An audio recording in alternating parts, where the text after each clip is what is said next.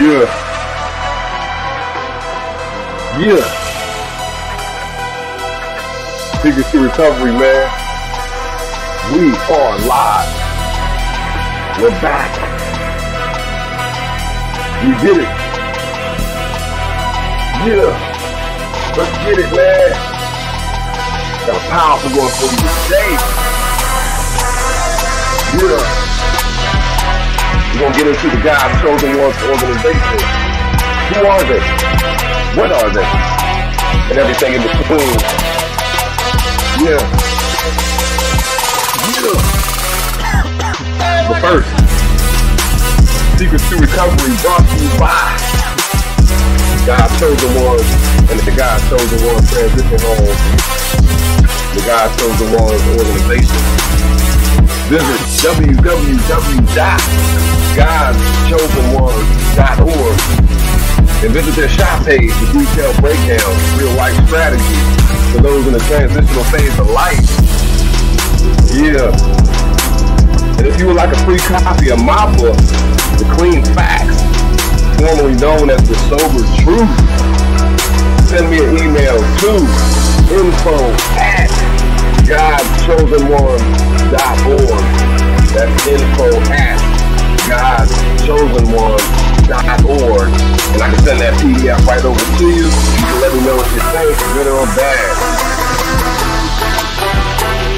Consider these for anyone in your life or through a rebuilding season. And if you just like to offer your support, visit www.godschosenones.org. You see the donate option on the home screen.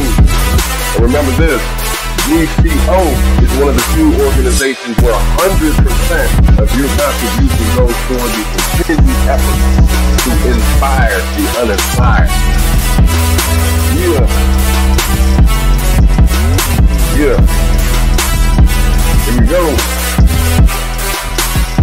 Yeah. Yeah. What I'm talking about, man. Yeah, we're back.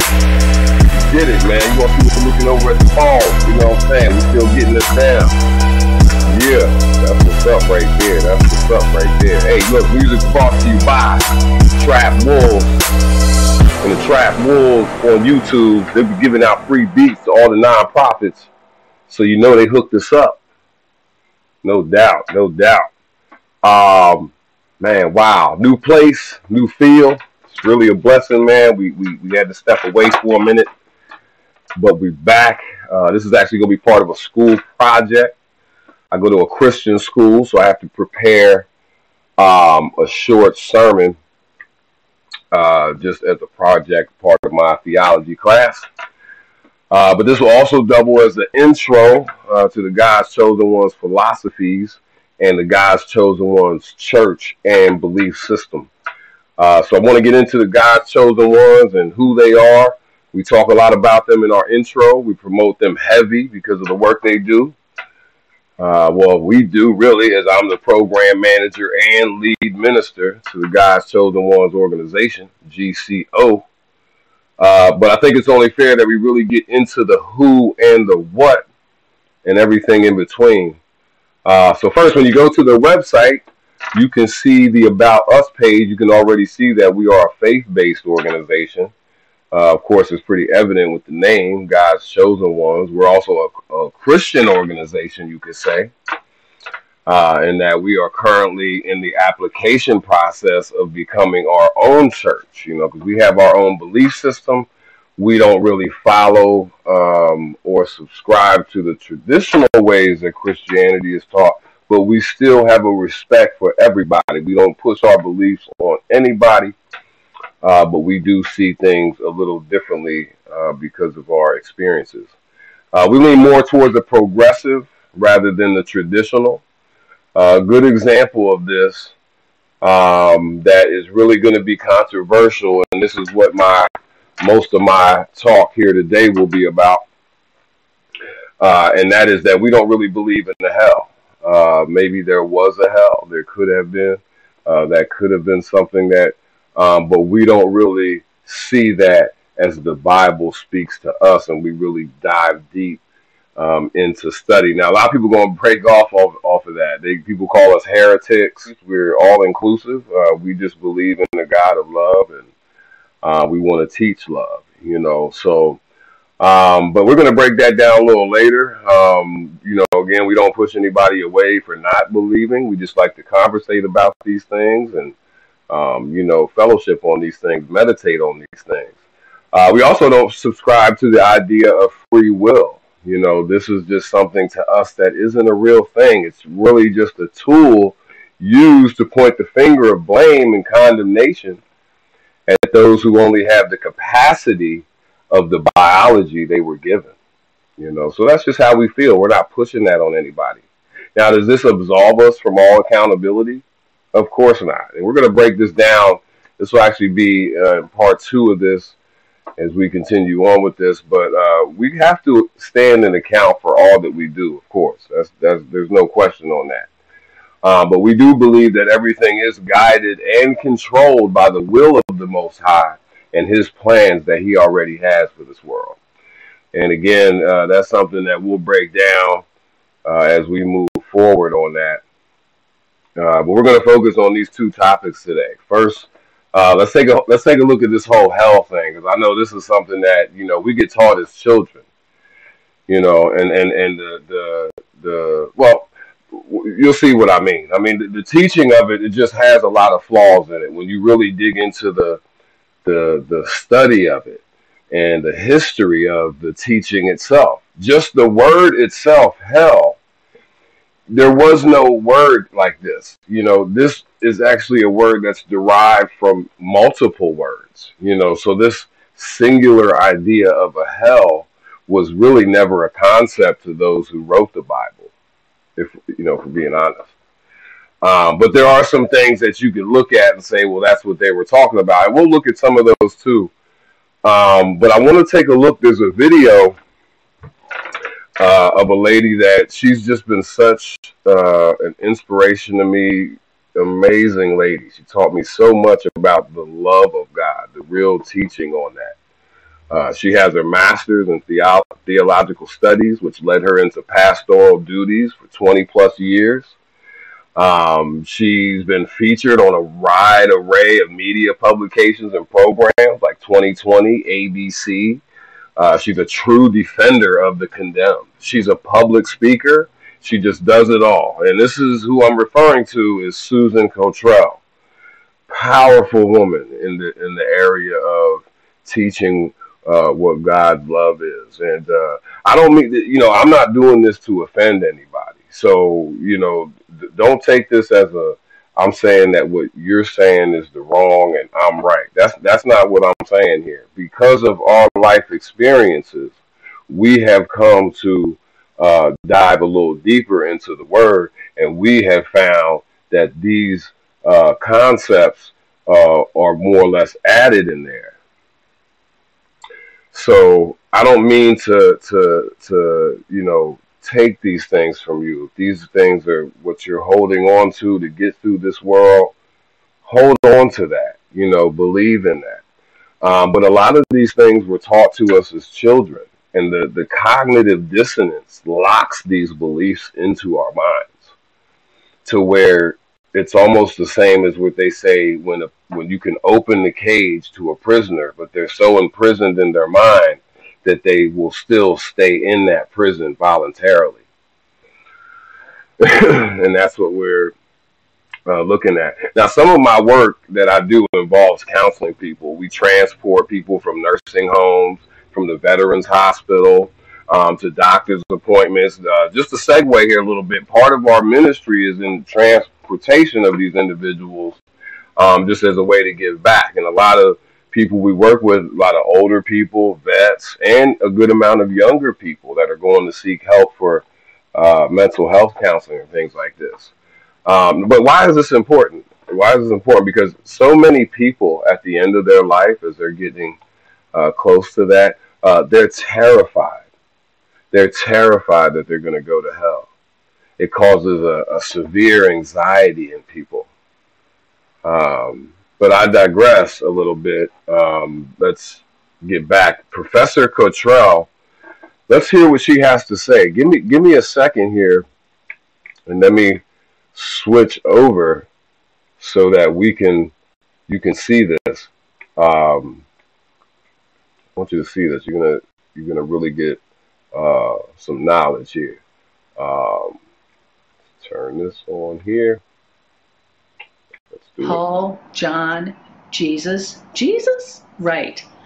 None of those biblical giants had even a concept of hell, of an eternal, fiery punishment for human beings.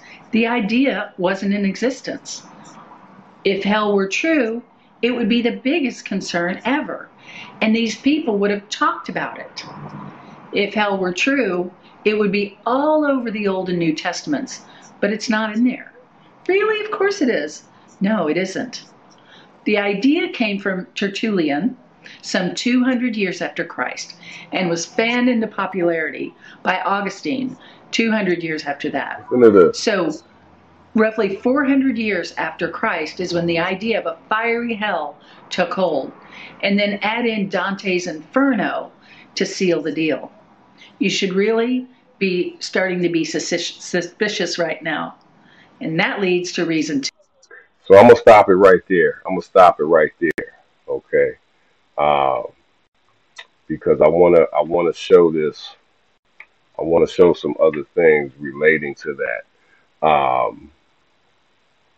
Check this out real quick. So let me pause right there. So picture the scene. Jesus is hanging on the cross. Okay? He looks out. Who does he see? Who does he see? He sees his own people saying, kill him. Crucify him. Think about that. He saw his own people there.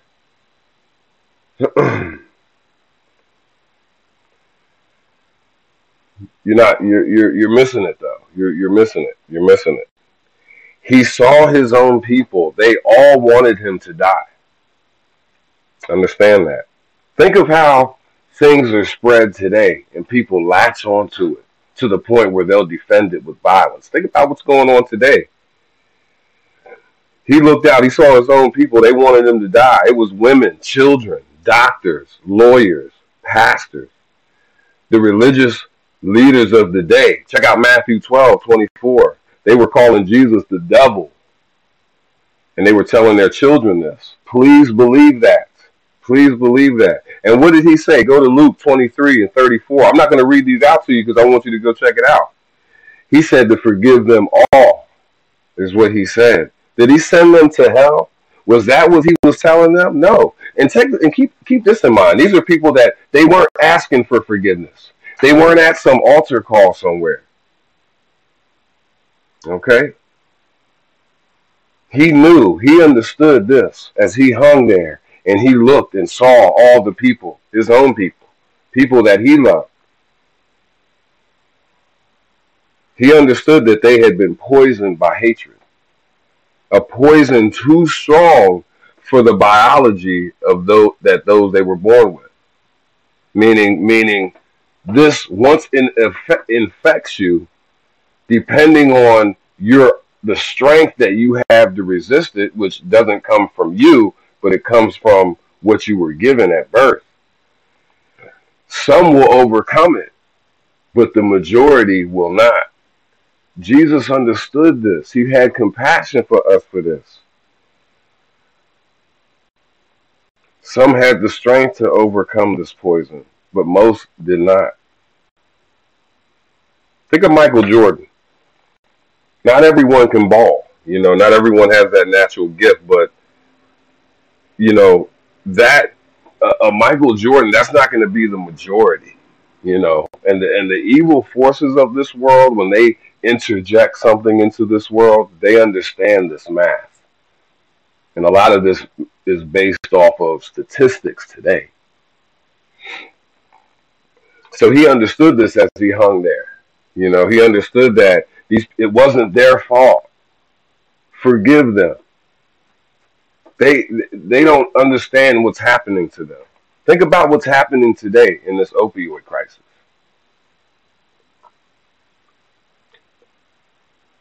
He not only saw his own people out there as he hung there, it was the story of all people. He saw us all out there that day, looking through time to each one of us individually, saying, forgive them all. Each one of us individually, so that we all would be saved. Check out 1 Timothy 2 and 4. Now here's where it gets deep.